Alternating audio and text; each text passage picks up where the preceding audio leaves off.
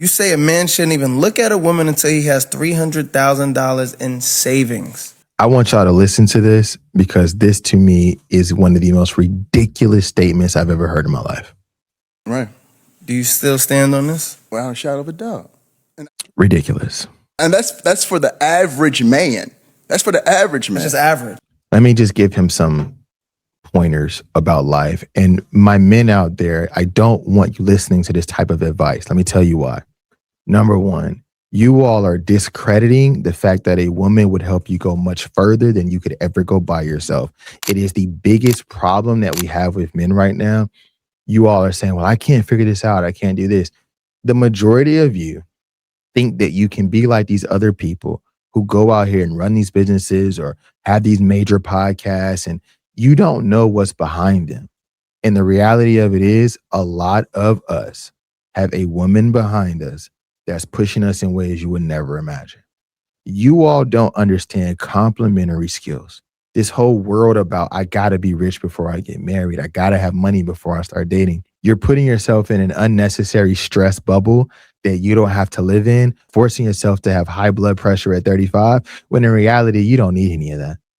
All you need to do, as she said, is be a decent human being, care about your partner, and have complementary skills. I'm going to leave you with this. My grandfather started a school in Chicago, a private school on 83rd and Damon, Emmanuel Christian School.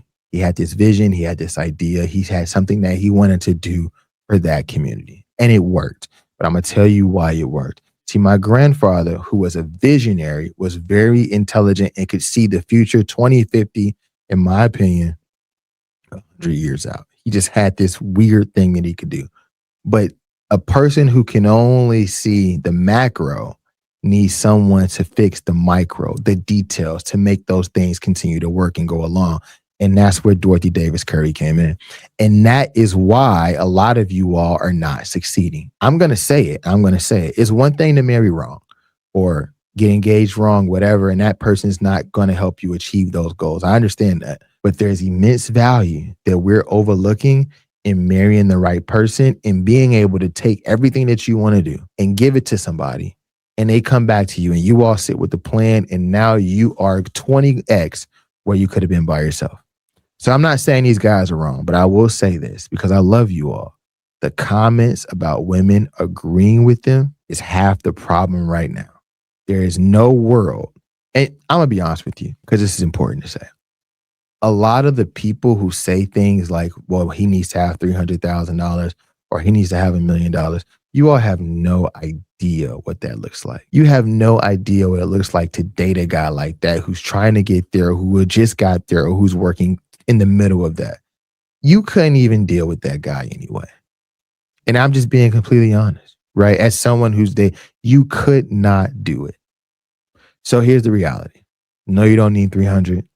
No, you don't need 100. No, you don't need 50. No, you don't need 10,000. And I'm going to go a step further. You don't even need $1,000, man. You need to find somebody that you like, that likes you back. Let me tell you something else that you all don't hear often. I own a hospice company, Precious Hospice. People, specifically men, in my opinion, live longer when the woman is around or they have a partner with them. So not only are you risking not making a lot of money by not being with someone, I'm going to go a step further. You're actually risking your health by not being married. Let me know your thoughts in the comments. Thanks.